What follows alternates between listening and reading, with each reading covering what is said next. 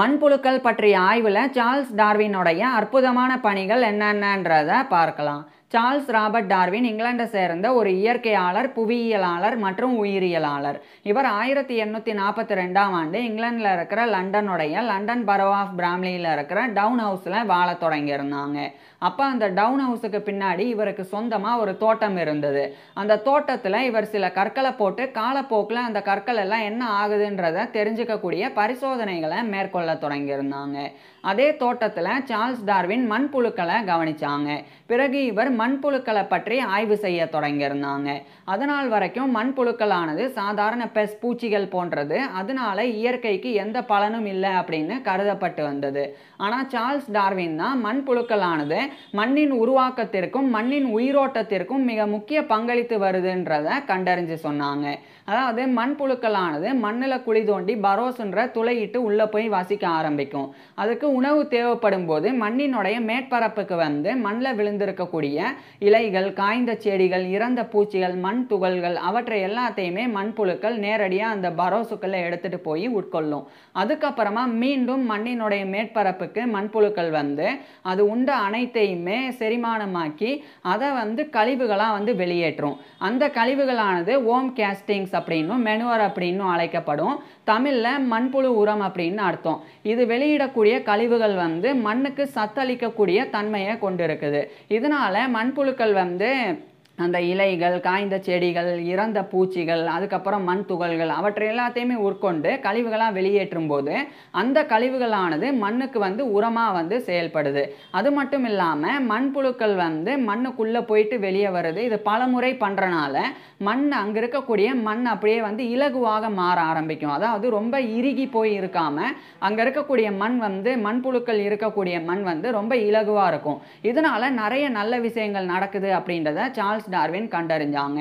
முதல் விஷயம், மண்ணுக்கு நல்ல காற்றோட்டம் இருக்கும். மண் இறுகி போயிருந்தது அப்படின்னா மண்ணுக்குள்ள காற்றோட்டம் இருக்காது.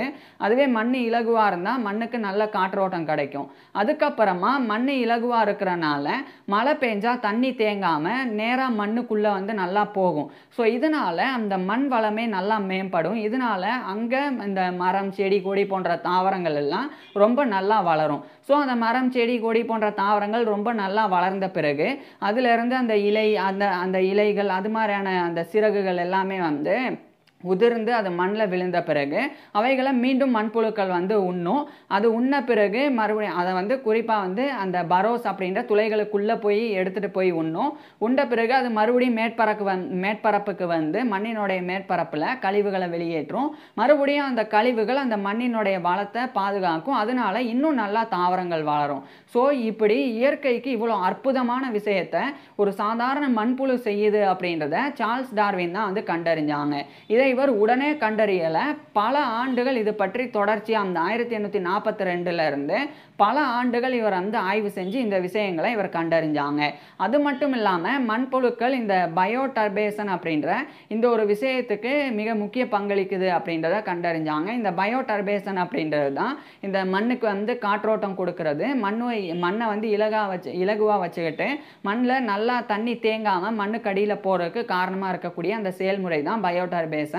ஸோ அதை மண்புழுக்கள் பண்ணுது அப்படின்றத சொன்னாங்க. அதாவது சிம்பிளாக சொல்ல போனால் மண் இறுகி போய் இருக்கக்கூடிய மண்ணை நல்லா விவசாயத்துக்கு தயார் பண்ணுறதுக்கு உழுவுற மாதிரி இந்த மண்புழுக்கள் செயல்படுது அப்படின்றத இவர் கண்டறிஞ்சாங்க.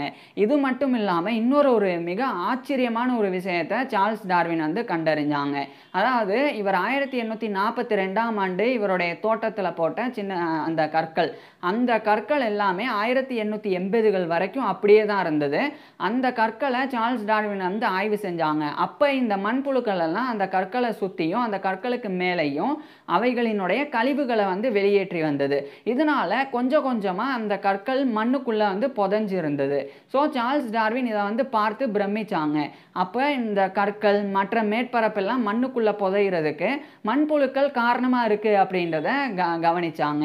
அதாவது இப்போ ஒரு கல் இருக்குது, அந்த கல்லுக்கு அடியில் மண் இருக்குது அப்படின்னா அந்த மண் எல்லாத்தையுமே மண்புழுக்கள் சாப்பிட்டு மேலே மண்ணினுடைய மேற்பரப்பில் வந்து அது கழிவுகளாக வெளியேற்றும். அது அப்படியே வந்து அந்த கழிவுகள் மண்ணாக மாறிடும். இதனால் அந்த கல்லை சுற்றி இருக்கக்கூடிய மண்ணினுடைய மேற்பரப்பு வந்து அதிகரிக்கும். அந்த மேற்பரப்பு அதிகரிக்கிறனால கல் வந்து புதையிற மாதிரி தோன்றும். ஸோ கல் கொஞ்சம் கொஞ்சமாக மண்ணுக்குள்ளே புதைய ஆரம்பிக்கும். அதை தான் இவர் வந்து கண்டறிஞ்சாங்க. அதை ஓம் ஸ்டோன் அப்படின்னு சொல்லி ஒரு முக்கியமான ஒரு கல்லை கூட இவர் வச்சுருந்தாங்க. ஸோ அதை அடிப்படையாக வச்சு கூட சார்ல்ஸ் டார்வின் இதை வந்து கண்டறிஞ்சாங்க. இதுக்கப்புறமா தான் இவர் இன்னொரு பிரம்மாண்டமான விஷயத்தை சொன்னாங்க. அதாவது ரோமானிய காலத்து நகரங்கள், அதே மாதிரி பண்டைய இடிபாடுகளுக்கு உட்பட்ட கட்டிடங்கள் அதெல்லாமே இன்றைய காலத்தில் மண்ணில் புதைஞ்சிருக்கு அப்படின்னா அதுக்கு காரணம் மண்புழுக்களினுடைய இந்த செயல்கள் தான் அப்படின்றத சார்ல்ஸ் டார்வின் வந்து கண்டறிஞ்சு சொன்னாங்க. இது கேட்கும்போது நம்ப முடியாத மாதிரி இருக்கும். ஆனால் நம்பும் விதமாக சார்ல்ஸ் டார்வின் கண்டறிஞ்சது என்னன்னா, மண்புழுக்கள் வந்து இப்போ ஒரு மண்புழு 2 மண்புழு அப்படின்னா ஒரு கல்லை மறைக்கிறதுக்கே பல ஆண்டுகள் எடுக்கும். ஆனால் பல கோடிக்கணக்கான மண்புழுக்கள் அது ஒரே இடத்துல மண்ணை சாப்பிட்டு, மண் துகள்களை சாப்பிட்டு, இலைகளை சாப்பிட்டு, இறந்த பூச்சிகளை சாப்பிட்டு அது கழிவுகளை வெளியேற்றும் போது இப்படி தொடர்ச்சியாக பல கோடி மண்புழுக்கள் ஒரே இடத்துல இந்த செயல்பாடுகளை செய்யும்போது அதனுடைய அந்த மண்ணினுடைய மேற்பரப்பு கொஞ்சம் கொஞ்சமாக வந்து வளர்ச்சி அடைஞ்சிட்டே வரும். அது காலப்போக்கில் பல நூற்றாண்டுகள் ஆகும்போது அது மிகப்பெரிய அளவுக்கு அந்த சுற்றி அந்த இப்போ ஒரு கட்டிடம், பெரிய மாளிகை, கோட்டை எல்லாம் இருக்குது அப்படின்னா அதை சுற்றி மிகப்பெரிய அளவில் மண்ணினுடைய மேற்பரப்பு வந்து மேலே நோக்கி போயிட்டே இருக்கும். இதனால் அந்த கட்டிடங்கள், பழங்கால அந்த நகரங்கள் அதெல்லாமே வந்து மண்ணுக்குள்ளே புதைஞ்சு போயிடும். ஸோ இதை தான் வந்து சார்ல்ஸ் டார்வின் வந்து கண்டறிஞ்சாங்க. ஆனால் அதனால் வரைக்கும் என்ன கருதப்பட்டதுன்னா, இந்த மாளிகைகள், கோட்டைகள், நகரங்கள், கட்டிடங்கள், சிலைகள் இதெல்லாமே வந்து உள்ளே போகிறதுக்கு மிக முக்கியமான காரணம் பூகம்பம், அடுத்து வெள்ளம். இது மாதிரியான புவியியல் செயல்பாடுகள் மட்டும்தான் பூமியினுடைய மேற்பரப்பில் இந்த மாற்றங்கள் ஏற்படுறதுக்கு காரணம் அப்படின்னு கண்டறிஞ்சிருந்தாங்க. ஆனால் அது மட்டும் கிடையாது. அதையும் தாண்டி இது மாதிரியான சின்ன சின்ன உயிரினங்களினுடைய சின்ன சின்ன தொடர்ச்சியான செயல்பாடு பல ஆண்டுகள் தொடர்ச்சியாக நடக்கும்போது இப்பேற்பட்ட மிகப்பெரிய மாற்றங்கள் ஏற்படும் அப்படின்றத சார்ல்ஸ் டார்வின் கண்டறிஞ்சிருந்தாங்க. இது மிகப்பெரிய ஒரு சாதனை. இதை பல ஆண்டுகள் ஆய்வு செஞ்சு தான் இவர் கண்டறிஞ்சிருந்தாங்க. அதுக்கப்புறம் சார்ல்ஸ் டார்வின் வந்து மண்புழுக்களினுடைய எபிலிட்டி, குறிப்பாக வந்து மண்புழுக்களுக்கு புத்திசாலித்தனம் இருக்கா, மண்புழுக்களுக்கு கேட்கும் திறன் இருக்கா, அதுக்கு பார்க்கும் திறன் இருக்கா அப்படின்னு சொல்லிலாம் ஆய்வு செஞ்சாங்க. குறிப்பாக விளக்கு வச்சு மண்புழுக்கள்னால விளக்க பார்க்க முடியுதா, அதே மாதிரி சில சத்தமிட்டு அந்த மண்புழுக்கள்னால அந்த சத்தத்தை கேட்க முடியுதா அப்படின்னு சொல்லிலாம் பார்த்தாங்க. அதுக்கப்புறமா மண்புழுக்களுக்கு கேட்கும் திறனும் இல்லை, பார்க்கும் திறனும் இல்லை அப்படின்னு அதை வச்சு சார்ல்ஸ் டார்வின் கண்டறிஞ்சாங்க. ஆனால் மண்புழுக்களுக்கு அதிர்வை உணரக்கூடிய அந்த ஒரு சென்ஸ் இருக்குது அப்படின்றதையும் இவர் கண்டறிஞ்சாங்க.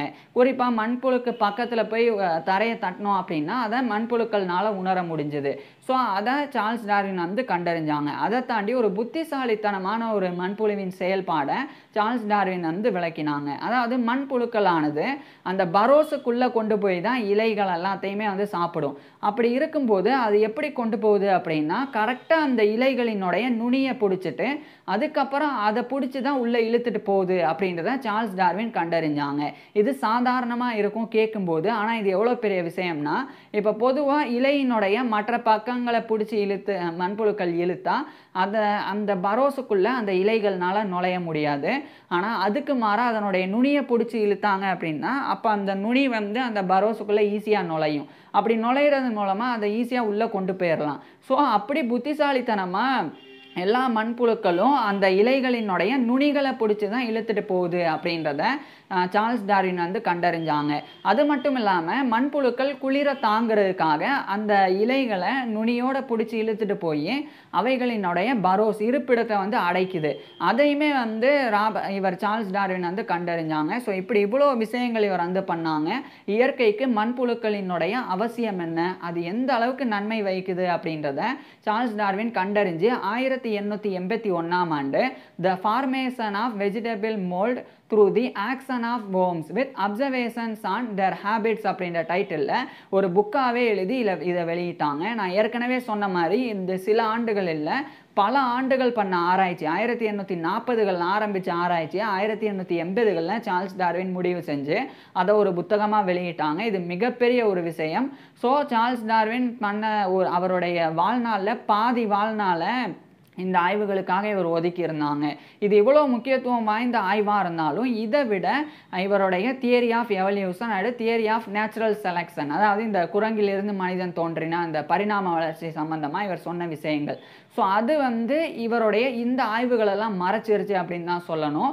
ஆனால் இந்த ஆய்வுகளும் மிக பிரம்மாண்டமான ரொம்ப முக்கியமான ஆய்வுகள். ஸோ அதை சார்ல்ஸ் டார்வின் பண்ணியிருந்தாங்க. இவர் இறுதி 1882ஆம் ஆண்டு ஏப்ரல் 19 அன்னைக்கு இவருடைய 73 வயசில் இறந்து போனாங்க. இந்த புக்கை வெளியிட்ட அடுத்த சில மாதங்கள்லேயே இவர் இறந்து போனாங்க. இவர் பிறந்தது 1809 பிப்ரவரி 12. ஸோ சார்ல்ஸ் டார்வின் பற்றி நீங்கள் என்ன நினைக்கிறீங்க அப்படின்ற கீழே கமெண்ட்ஸில் சொல்லுங்கள்.